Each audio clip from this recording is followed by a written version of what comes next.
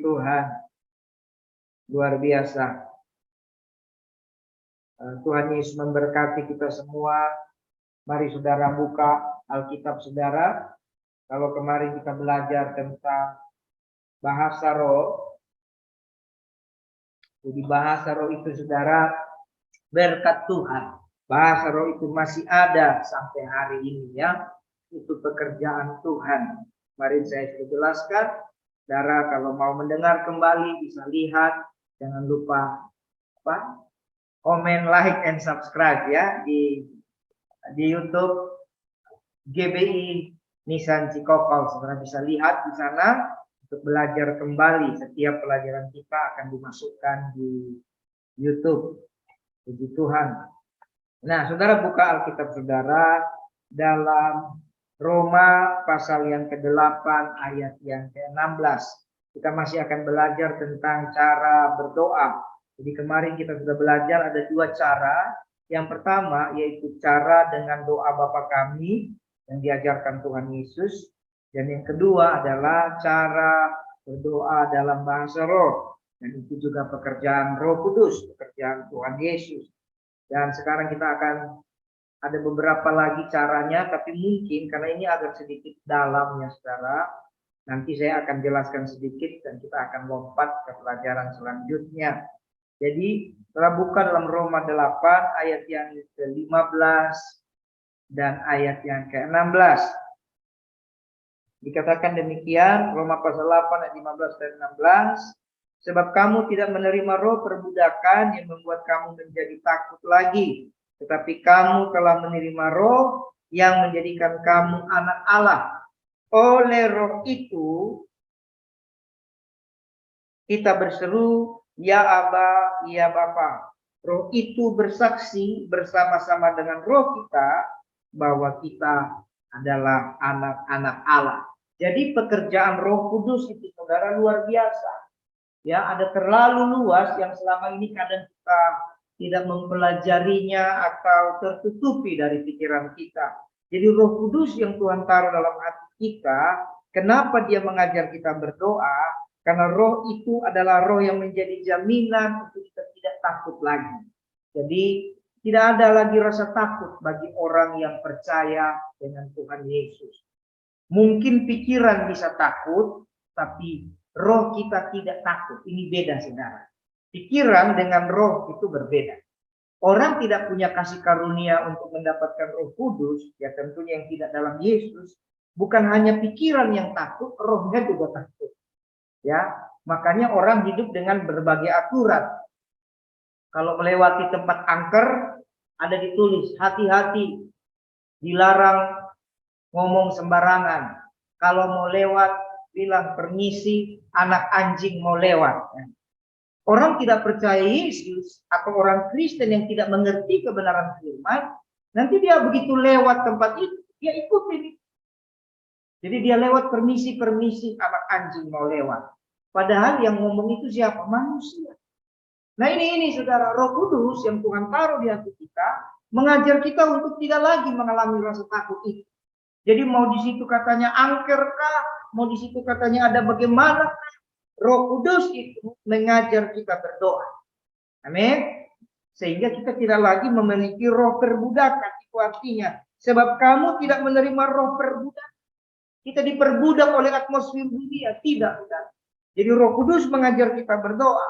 Itu supaya roh kita bersama-sama dengan roh Tuhan itu bisa mengenal Tuhan secara benar, saudara. Kan sangat lucu orang Kristen percaya Tuhan, ke gereja, nyanyi puji-pujian, berdoa, tetapi lewat tempat angker bilang permisi anak babi mau lewat, kan gitu.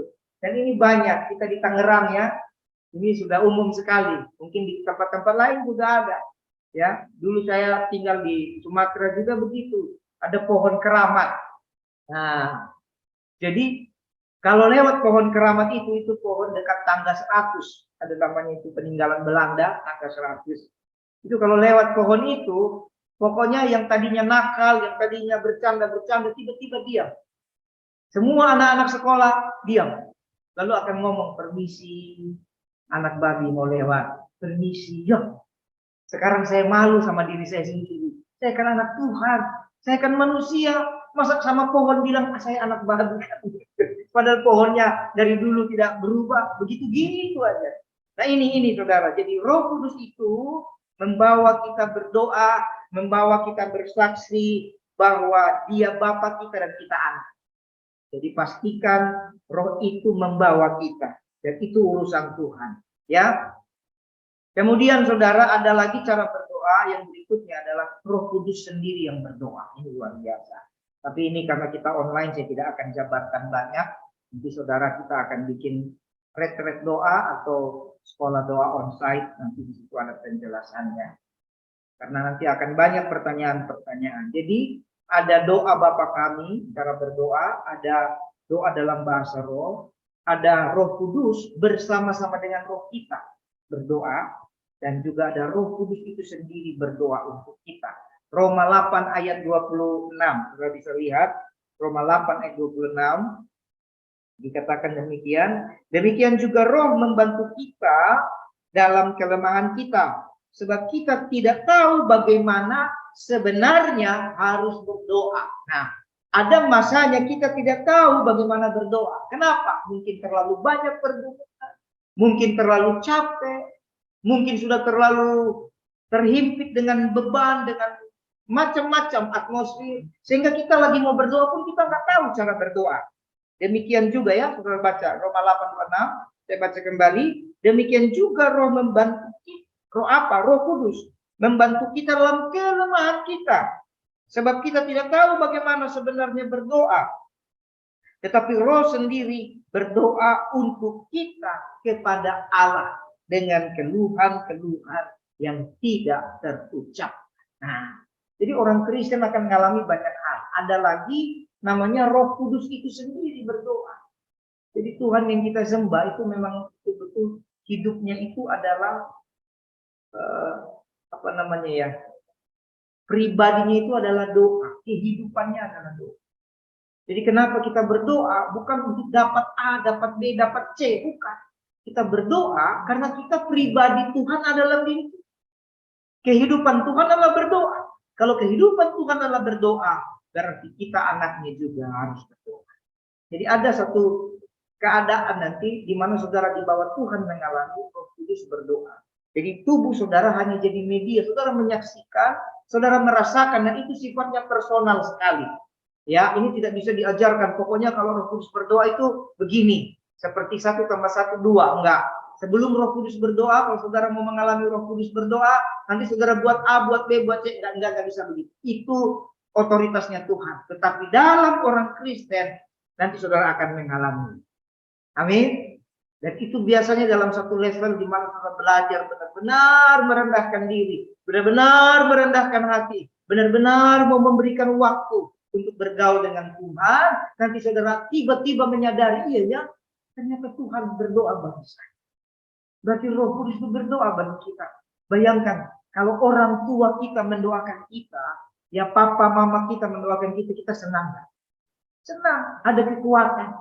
Kita baca WhatsApp, kita baca SMS mama kita, anakku, mama mendoakan kamu.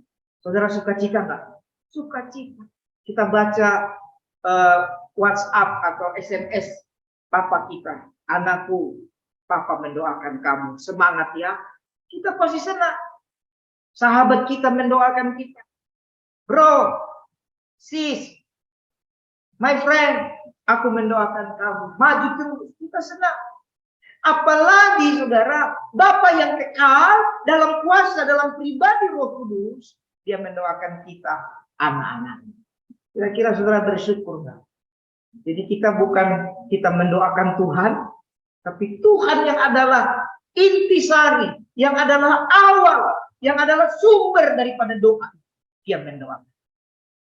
Berarti kalau dia mendoakan kita, kira-kira setan bisa ganggu nggak?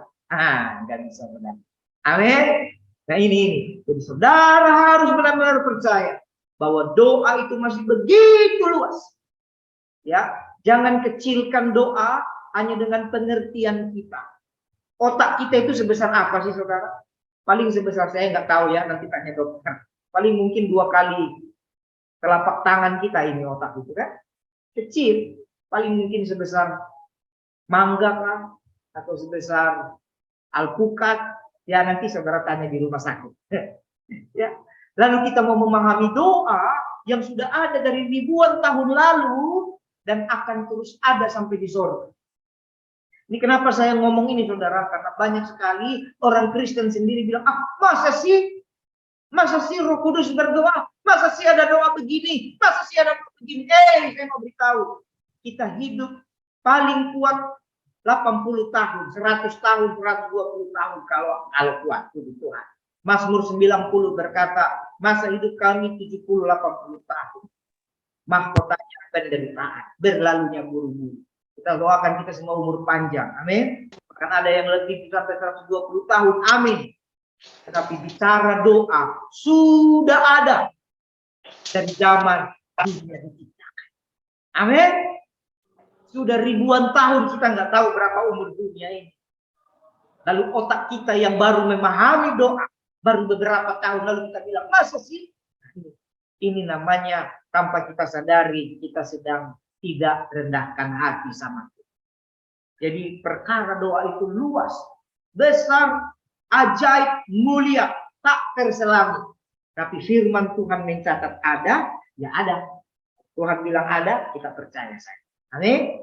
Nah, kemudian Bapak Ibu, jadi ada doa Bapa kami, ada doa dalam bahasa roh, ada Roh Kudus bersama dengan roh kita berdoa, dan ada Roh Kudus sendiri yang berdoa. Nah, Roh Kudus berdoa itu luar biasa saudara. Itu nanti saudara akan banyak alami dalam doa syafaat.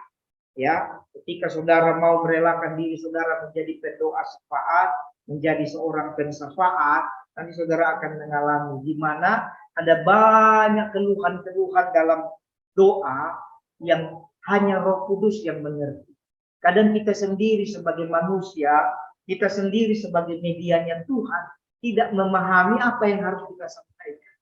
Kenapa? Karena terlalu luas beban yang Tuhan berikan bagi kita. Tapi poinnya, saudara mau memberikan hati saudara. Poinnya, saudara mau memberikan hidup saudara. Mau merelakan hidup saudara. Maka saudara akan mengalami peristiwa-peristiwa ajaib. Nah, jadi ada proses-proses, ada proses pengeluhan, ada keluhan seluruh makhluk, ada keluhan orang-orang percaya, ada keluhan orang untuk diberkati, dan macam-macam. Kadang kita sendiri tidak memahami. Tapi jadilah rumah doa, nanti Tuhan ajar kita. Siapa mau mengalami pengalaman-pengalaman ajaib? Pengalaman baru waktu pertama saya makan pizza. Makan pizza, ya kita dari kampung, zaman dulu di kampung saya itu tidak ada pizza. Saudara sebut merek apapun tidak ada pizza. Ya, jadi waktu pertama makan pizza saya bingung, apa ini bulat-bulat, apa ini merah-merah, cabai kah, apakah daging apa? Tapi begitu mulai makan, ternyata enak juga. Sekarang kalau ada yang ngajak makan pizza, kita juga suka nomor 1 kan gitu. Jadi mari saudara, makanan saja setiap daerah, setiap wilayah ada begitu banyak. Apalagi urusan Roh Kudus, satu alam yang kita tidak memahami. Jangan bentengi dirimu dengan kesombongan yang sebenarnya dibangun oleh setan. Amin. Nah, anak saya masih kecil. Sekali waktu kami makan di restoran Chinese, ada nasi goreng Singapura namanya. Nasi goreng Singapura itu tidak pakai kecap. Jadi dia putih. Anak saya kan biasanya makan nasi goreng pakai kecap. Padahal nasi goreng Singapura itu biasa saya makan di kampung saya waktu saya kecil. Cuma karena sampai di Jakarta ini makan nasi goreng model gitu kan harus di restoran mahal. Di kampung kami itu mah biasa saya masak, sama saya masak. Jadi nggak pakai kecap, enak juga. Nanti ada bumbu-bumbu lain. Lalu anak saya tidak mau makan. Ini bukan nasi goreng, ini nasi putih katanya. Karena ada irisan wortel ya, ada ya sederhana sekali itu. Dengan air mata kami paksa, ayo nak makan. Ini berkat Tuhan. Kita lagi dijamu orang, mari makan. Nggak mau dia. Tapi karena terpaksa dia makan. Begitu masuk suapin pertama, matanya mulai berubah. Berarti dia minta suapan kedua, suapan ketiga. Lama-lama saya tanya, kenapa? Enak ya? Nah, itu kan. Jangan sampai kita seperti anak kecil. Ya, anak kecil kan memang wawasannya terbatas. Tapi setelah menikmati, kita akan mau lagi. Demikian juga ada begitu banyak cara berdoa. Ya, ada begitu. Jangan terkotak dengan denominasi kita. Ya, jangan terkotak dengan gedung gereja kita. Oh, pendeta saya ajar berdoa begini. Amin. Semua cara berdoa yang diajar pendeta itu sudah pasti benar. Selama dia mengajar dalam nama Yesus, harusnya benar ya. Harusnya benar. Tapi masih ada mungkin yang lain. Yang penting sesuai dalam firman Tuhan. Amin. Nah, kemudian saudara, ada lagi yang kelima, doa dalam mazmur, pujian dan musik. Nah, ini keren saudara. Jadi ada juga doa dalam mazmur, ada doa dalam pujian dan musik. Saudara bisa buka, contoh ayatnya ada di, kalau doa mazmur itu ada di Mazmur 54. Ya. Jadi doa mazmur, pujian dan musik.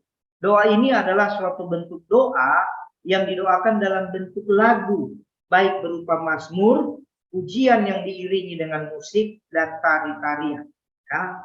Dan Raja Daud telah memberikan contoh dan teladan bagi. Jadi Bapak Ibu ada juga doa dalam bentuk mazmur. Kita bisa belajar dari Mazmur Daud sampai kita punya mazmur sendiri. Nah, ya. Jadi kita belajar doa mazmur itu bukan berarti harus dari kitab Mazmur, bukan. Nanti kalau saudara bertumbuh, sampai saudara memiliki mazmur saudara sendiri kepada Tuhan. Mazmur itu alunan hati dan jiwa kita secara pribadi kepada Tuhan. Nah, kalau mau belajar, ya kita belajar dari apa yang sudah ada dulu ya. Yang kitab, contohnya Mazmur 54, itu ada banyak. Atau Mazmur 23. Ya. Mazmur 23 itu ada mazmurnya dan ada juga lagunya, puji-pujian. Lagunya begini, Mazmur 23. Tuhan adalah gembalaku. Pernah dengar? Nah, coba ya. Nah, itu bentuk doa dalam pujian. Jadi waktu saudara menyanyikan satu pujian yang sebenarnya itu adalah firman Tuhan, itu juga doa. Ya. Sekarang Tuhan sudah memberkati manusia dengan hikmat yang banyak. Hampir semua firman Tuhan sekarang sudah dibikin lagu. Jadi kalau saudara tidak bisa berdoa, istilahnya dengan Pak, saya nggak bisa berdoa. Saudara tinggal cari lagu yang kata-katanya adalah kata-kata firman. Itu saudara sedang berdoa. Asal saudara angkat hati, poinnya yang didoa Bapak hati. Amin. Saudara angkat hati, itu saudara sudah berdoa. Jadi doa dalam musik, pujian begitu. Nah, kalau saudara bisa bermain musik, nah biasanya kami yang bisa main musik, saya kasih contoh, kadang-kadang dia sudah lagi berat masalah, dia main musik, main gitar, saya sering begitu, atau main keyboard, main piano, dia mainkan saja. Dia tidak ngomong. Kalau yang nggak bisa main musik, tidak. Yang tidak bisa main musik, ada yang lagu. Tapi ada juga yang mazmur. Nah, mazmur itu senandung, saudara. Senandung diri kita kepada Tuhan. Saudara bisa pakai contohnya itu dari Alkitab, di kitab Mazmur. Contoh tadi Mazmur 23 ya. Saudara bisa bikin mazmur begini. Tuhan adalah gembalaku. Oh, takkan kesulitan. Nah, itu mazmur, saudara. Itu mazmur sama seperti nada-nada tertentu masing-masing, ada yang mungkin seperti lagu Jawa, seperti sinden, tapi bukan ya, bukan. Itu nanti lahir dari hati saudara. Itu biasanya personal sekali. Kadang-kadang waktu saudara punya pergumulan, naik motor, jalan kaki, tiba-tiba keluar dari hati, itu mazmur. Dulu waktu anak saya nggak bisa lahir, saudara, ada mazmurnya. Itu kenapa bisa doa sampai 13 jam. Ya, anak saya kan, kalau ada di antara saudara pernah mendengar kesaksiannya, tidak bisa lahir. Dokter angkat tangan, harus sesar. Dan masalahnya uang tidak ada. Sudah 10 bulan 6 hari. Ya, sudah 10 bulan 6 hari. Saudara bayangkan, 41 minggu 6 hari. Satu hari lagi 42 minggu. Anak-anak biasanya lahir 37 minggu ya, 38 minggu udah tua banget. Ya, istri saya sudah sampai 10 bulan. 10 bulan dan 6 hari. Jadi apa namanya? Mau doa bagaimana? Tidak mungkin orang berdoa 11 jam begini. Tidak mungkin saudara 13 jam. Ya Roh Kudus ajar saya lah. Ya, dengan kasih karunia dan itu ada mazmurnya. Itu betul-betul personal. Saya kasih bocoran sedikit ya. Kalau keduanya bilang Tuhan, Engkau tahu hatiku. Nah itu tuh nanti rahasia. Itu personal sekali dengan Tuhan. Jadi itu yang namanya doa dengan mazmur. Waktu saudara terbiasa bergaul dengan Tuhan, nanti akan ada saja. Ya, akan ada saja. Baik. Kemudian ada doa pujian. Nah, contoh doa pujian ini ada lagu itu tadi ya, tapi ada juga lagunya saya tambahkan lagi lagunya Bapak Pendeta Roni Daud Simeon zaman dulu itu. Tuhan, inilah hidup serahkan padamu segala cita-cita masa jadi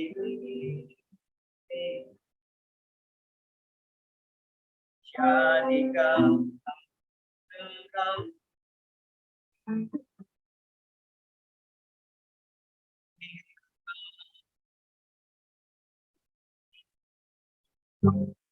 membawa bangsa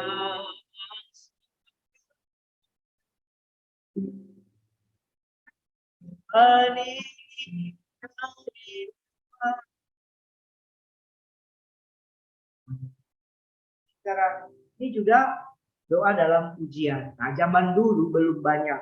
Sekarang ini saudara, Tuhan sudah memberkati gerejanya.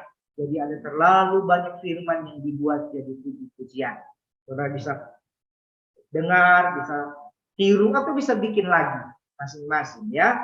Jadi saudara lewat cara berdoa ini Alkitab mengajarkan kita ada begitu banyak. Jadi tidak ada lagi orang Kristen bisa berkata, saya tidak punya waktu untuk berdoa.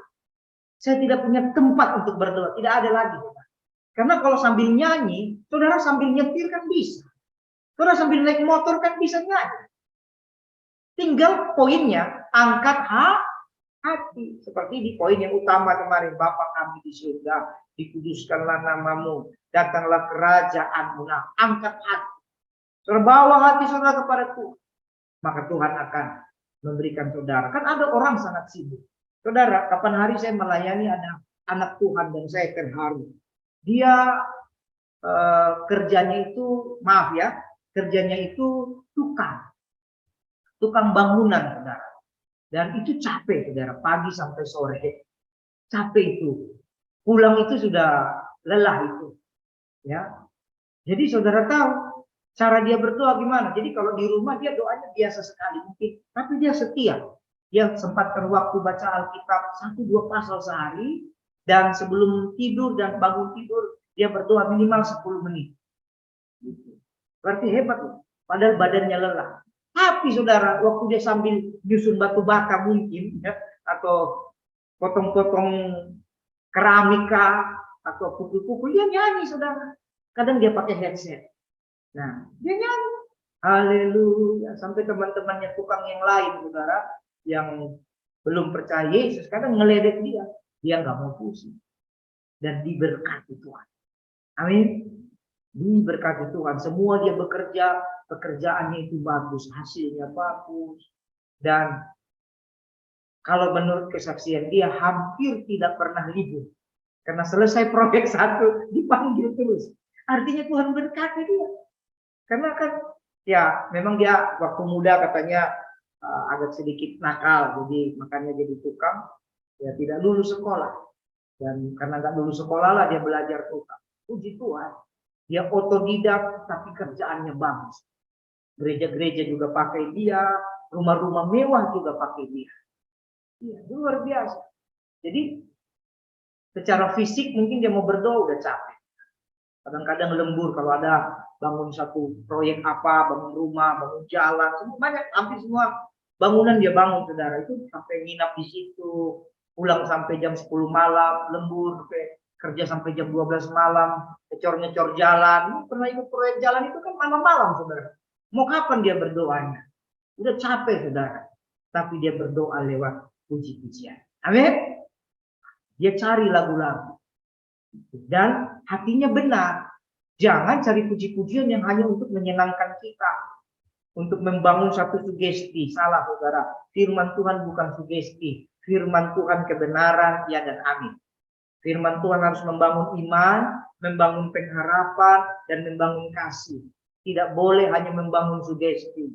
Ada orang Kristen suka firman karena membangun sugesti. Kalau lagu-lagunya itu urusannya memberkati semangat. Padahal firman apapun pasti memberkati. Amin. Jadi dia membangun iman.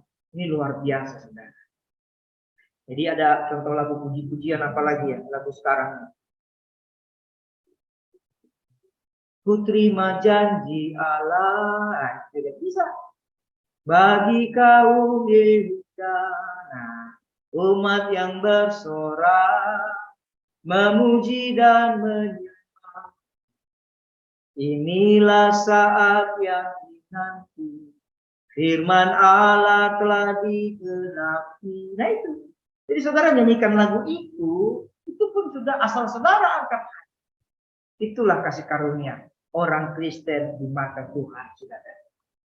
Amin. Kemudian, nah, ada lagi tadi saya sudah jelaskan doa musik ya. Nah, saya tambahkan sedikit, musik juga bisa dipakai Tuhan atau kuasa Roh Kudus bisa memakai alat musik untuk sebagai sarana berdoa, pujian penyembahan kepada Tuhan. Makanya disarankan alat-alat musik yang saudara pakai untuk berdoa atau untuk melayani, jangan saudara pakai juga untuk hal-hal yang duniawi. Karena ada contoh di kitab dalam 1 Samuel 16 ayat 23. Saudara bisa lihat 1 Samuel 16 ayat 23 dikatakan, maka Daud mengambil kecapi dan memainkannya. Saul merasa lega dan nyaman dan roh jahat itu undur daripadanya. Jadi saudara, musik itu dipakai Tuhan. Ya, makanya saudara hargai kalau saudara punya talenta bermain musik. Saudara hargai. Ya, saudara hargai. Dan secara khusus, saudara kalau bisa khususkan alat-alat musik yang saudara pakai untuk menyembah Tuhan, supaya alat musik itu juga ada pengurapannya sendiri. Dan pengurapannya tentunya karena saudara atau karena orang itu. Dan Daud waktu memainkan kecapi, hati Saul yang lagi kacau, yang emosi, yang membunuh Daud, tiba-tiba dengar permainan kecapi Daud, hatinya jadi lega dan nyaman. Amin. Berarti Tuhan pakai musik. Bahkan kalau saudara mau tanya para psikiater, psikolog, orang-orang secara teknologi pengetahuan, secara ilmu pengetahuan mengatakan anak-anak yang sering mendengar musik dari dalam kandungan katanya bisa pintar. Berarti musik saja diteliti mendatangkan dampak yang bagus. Apalagi kalau musik itu saudara persembahkan kepada Tuhan. Kira-kira diberkati enggak? Nah, anak-anak saya lahir dari dalam kandungan dengar musik. Jadinya begitu. Tahu-tahu bisa main keyboard, tahu-tahu bisa main drum. Saya sendiri bingung. Saya tidak ajari. Nah, jadi artinya itu bonus-bonus dari Tuhan. Jadi di luar sana ada banyak orang tidak bisa bermain musik dan rindu bermain musik. Amin. Tapi tidak sedikit juga orang Kristen sudah punya talenta bermain musik, tapi karena tidak memahami, dia campur-campur musik. Sebentar dia main gitar di gereja, lagu haleluya, lalu berapa hari kemudian dia duduk pinggir jalan, lagu begini nasib jadi bujangan ya. Nah, kalau saudara bekerja sebagai seorang musisi dunia itu beda cerita apa ya, itu nanti ada step-stepnya lah ya, saya tidak bisa ceritakan secara detail gitu. Tapi kadang ada orang alat musiknya, karena dia tidak memahami, makanya nanti pertumbuhan rohaninya tidak bertumbuh dengan baik. Sebentar dia nyanyi rohani, sebentar dia nyanyi, ya. Gitu. Jadi musik itu bisa dipakai untuk berdoa. Baik, yang selanjutnya saudara, cara berdoa berikutnya, ada cara berdoa yang keenam adalah doa dalam kehidupan. Saudara boleh buka dalam Wahyu pasal 12 ayat yang ke-11. Wahyu 12 ayat yang ke-11 dikatakan, dan mereka mengalahkan dia oleh darah anak domba dan oleh perkataan kesaksian mereka. Sekali lagi, dan mereka mengalahkan dia di sini adalah iblis, oleh darah anak domba dan oleh perkataan kesaksian mereka. Jadi saudara, ada level doa yang sebenarnya Tuhan rindukan dalam hidup kita, yaitu doa dalam kehidupan. Ini sebenarnya sudah level doa yang sangat tinggi, di mana hidup saudara itu sudah menjadi doa. Nah, ini namanya doa dalam kehidupan. Jadi orang yang benar-benar mempersembahkan hidupnya sama Tuhan, hidupnya itu berubah benar-benar jadi mesbah doa. Sehingga seluruh tubuhnya itu sudah doa. Makanya semua ayat-ayat firman Tuhan pun nanti akan terjadi dengan begitu indah, begitu harmonis, dan begitu luar biasa. Ya, dan itu adalah satu kehidupan. Jadi doa itu bertumbuh bukan lagi sekedar disiplin, bukan lagi sekedar berjuang, tapi sudah bertumbuh sampai kehidupannya. Jadi dia ngomong pun, dia melakukan apapun itu sudah seperti berdoa. Kita lihat ya, makanya dikatakan oleh perkataan kesaksian mereka. Jadi iblis itu dikalahkan oleh darah anak domba, itu mutlak. Berikutnya oleh perkataan kesaksian orang percaya. Kata perkataan kesaksian tentunya adalah kehidupan yang benar. Kehidupan orang benar bisa mempertahankan kota yang hendak hancur. Saya kasih contoh dalam Kejadian 18 ayat 32, kota Sodom dan Gomora. Ya, kota Sodom dan Gomora itu Tuhan mau hancur. Tapi ada Abraham orang benar. Nah, orang benar ini tidak tinggal di Sodom dan Gomora. Tapi orang benar ini hidupnya sudah doa. Sebelum Tuhan menghancurkan Sodom dan Gomora, Tuhan beritahu sama. Amin.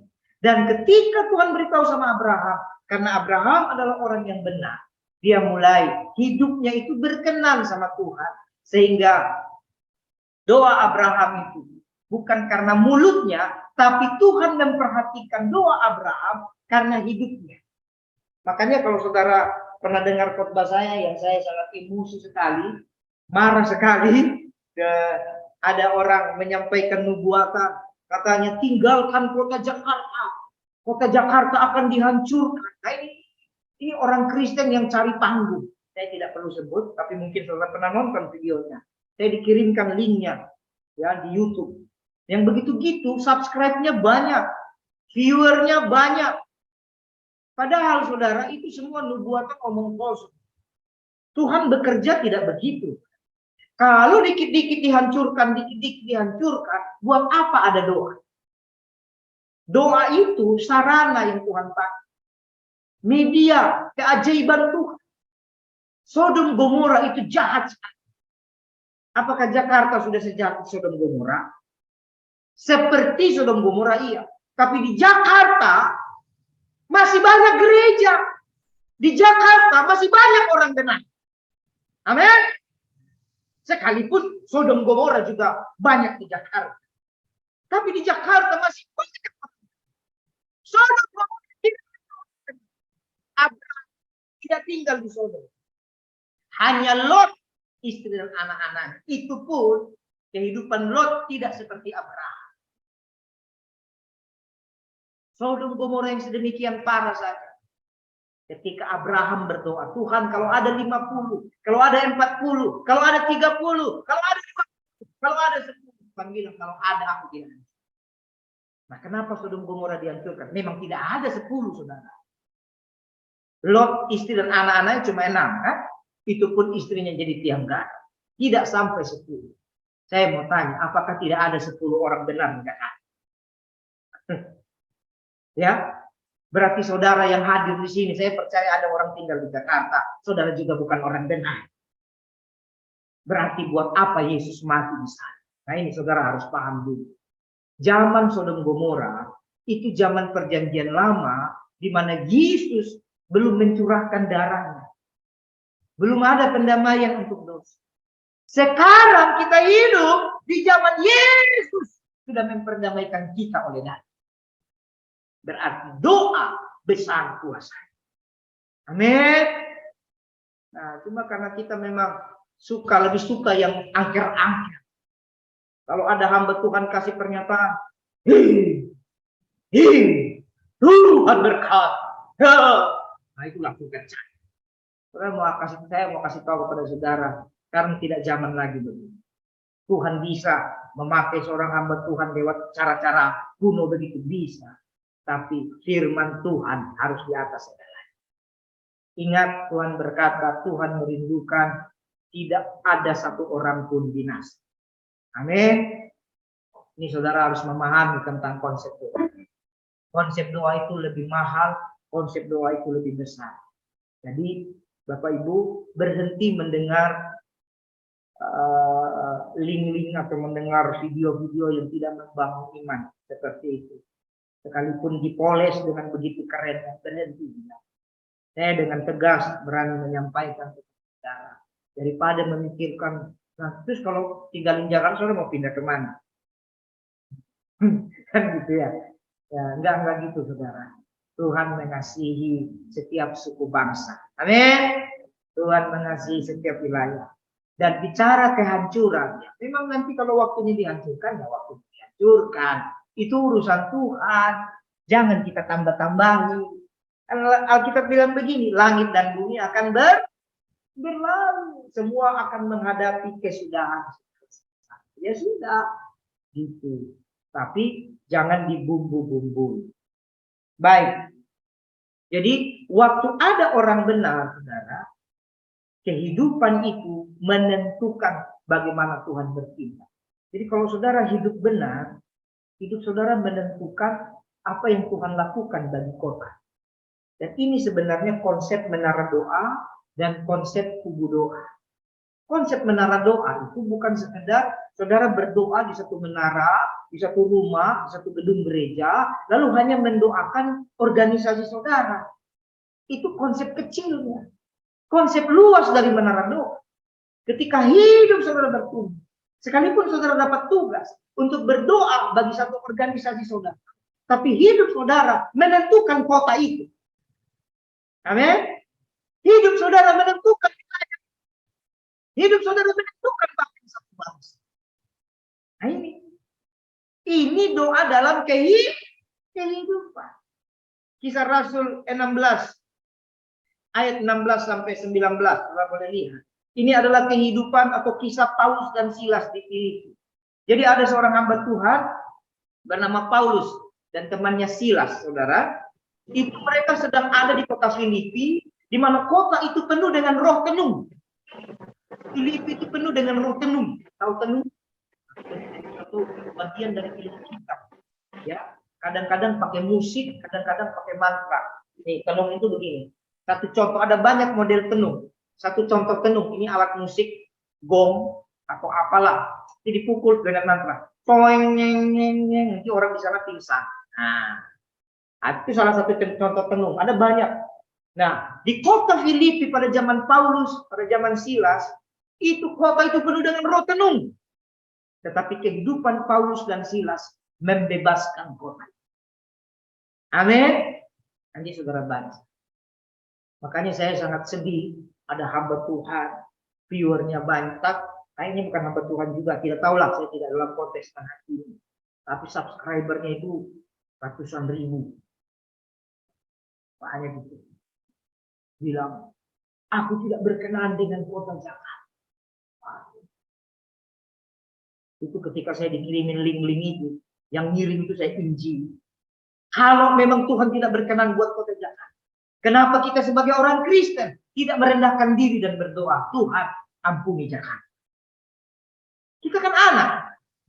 Nah, ini saudara harus lihat dari kacamata mana saudara melihat. Kalau saudara melihat dari kacamata kasih, maka kita berdoa dan rendah. Tapi kalau saudara melihat dari kacamata hebat-hebatan, nah, ini kan hamba Tuhan ini hebat-hebatan, dia dengar suara Tuhan, kan gitu.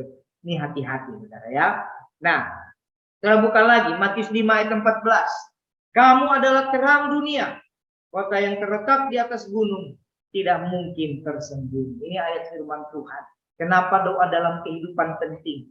Karena saudara dan saya adalah terang dunia. Katakan amin. Jadi kalau kita terang dunia, jangan takut. Kehidupan saudara mengusir kegelapan. Jadi jangan takut. Makanya tadi poinnya di atas, tadi sebelum saya sampaikan ini, dalam Roma 8 ayat 15 dan 16 dikatakan, sebab kamu tidak lagi menerima roh perbudakan yang membuat kamu takut. Ya, itu dibersihkan dulu oleh Roh Kudus supaya kita benar-benar bisa bertumbuh sampai hidup kita pun menjadi doa dan kita menjadi terang dunia. Ini baik, jadi itu beberapa poin tentang cara berdoa dan ada luas sekali. Jadi orang Kristen yang benar-benar bergaul dengan Tuhan, orang Kristen yang benar-benar mau berdoa, nanti orang akan mendapati itu benar-benar orang Kristen.